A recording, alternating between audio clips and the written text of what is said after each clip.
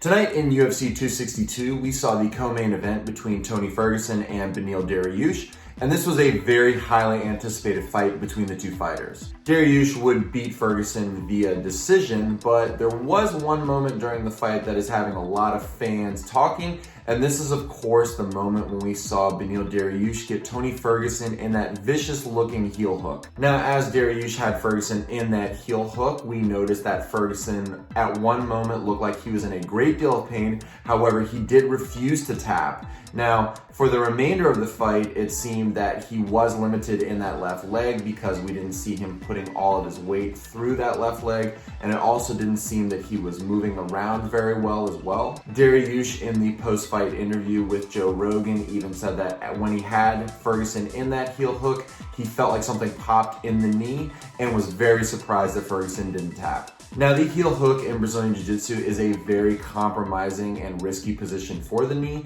and since some MMA fans may not be too familiar with that, I'm going to go ahead and focus on that in today's video. Welcome, UFC fans. For those of you that aren't familiar with me, my name is Nick Gallo and I'm a doctor of physical therapy, and with this video, I'm going to go ahead and take a look at that vicious heel hook that Beneil Dariush had Tony Ferguson in UFC 262. First, I'm going to start the video off by showing the actual video of the heel hook so that we get a good visualization for what exactly is happening to the lower extremity. Then I'll go over the anatomy associated with what is happening at the knee when a person is in a heel hook. And finally, I'll go over some potential injuries and what to expect moving forward. If you like today's video and you find it informative, please hit that thumbs up and subscribe to the channel because I will be making more videos in the future regarding sports injuries, rehabilitation, and other physical therapy related content. Also, if you have any comments or questions, please leave those in the comment section below. Now to begin, let's go ahead and we'll take a look at that heel hook. Here we see that as Dariush has Ferguson's leg in the heel hook, he goes to try and finish the submission, and Ferguson is in noticeable pain. However, he refuses to tap and will eventually break free. So here I have a model of the knee joint, and so the knee joint is formed by the femur bone, which is the bone often associated with the thigh. That's going to come down, and then we have the tibia bone, which is often associated with the shin. That is going to come up, and we also have the fibula as well, which is located a little bit laterally to the knee, and all of that is going to come together into what we know as the knee joint. Now, in the knee joint, there are four major ligaments that contribute to overall knee stability, and they are, of course, the anterior cruciate ligament, or the ACL for short, which is located right in through here. Then we have the medial collateral ligament, or the MCL for short. This is located on the medial side, or the inside portion of the knee. Then as we move to the outside, or the lateral portion of the knee, we have the lateral collateral ligament, or the LCL for short. And finally, on the back, we have a ligament known as the posterior cruciate ligament, or the PCL for short. Two other structures that are located within the knee, of course, are the medial and the lateral meniscus. You can think of these two pieces of fiber cartilage as shock absorbers between the femur and the tibia. Without these two menisci there, then you're going to get some bone-on-bone friction between the two bones, which is very, very uncomfortable. Now, when a person is doing the move that is known as a heel hook, a common misconception is that people think that because it is named the heel hook, that this is going to put a lot of pressure at the person's heel. This is actually incorrect. The person that is doing the heel hook to somebody is actually locking up the person's leg, and they're going to provide force that goes all the way up through the person's knee. Now, first, to perform a heel hook, what a person is going to do, of course, is going to establish control of the opponent's leg.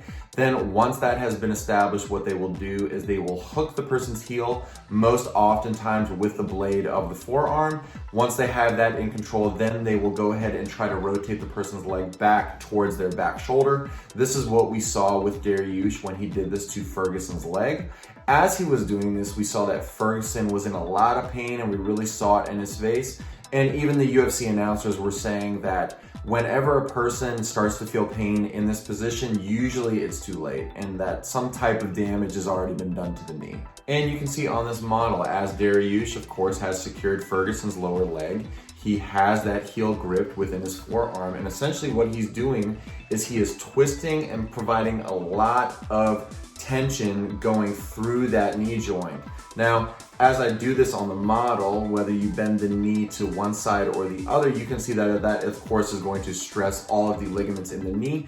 And then once you provide that rotational component as well, this of course is going to exacerbate the force. Now, the ligaments absolutely are at risk, as we can see here. Another thing that of course is at risk in this position is the meniscus as well. And this is because of that rotational and of course of that other force going through the knee as well. So when a person is in a heel hook, all of these structures are actually at risk.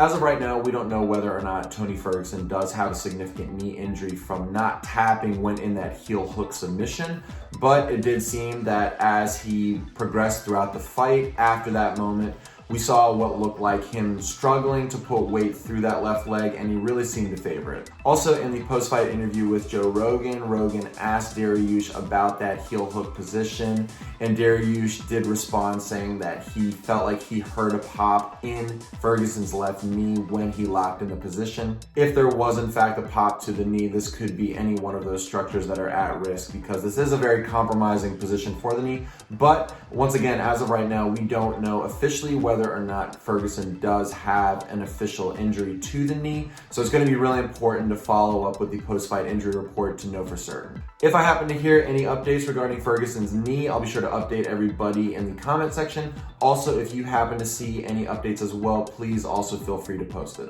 And that's it as of right now regarding the fight between Tony Ferguson and Beneil Dariush and that vicious heel hook that we saw. Once again, if you really enjoyed this video and you find it informative and you like the content, please subscribe to the channel because I will be making more videos in the future. Thanks for tuning in, and I'll see you next time.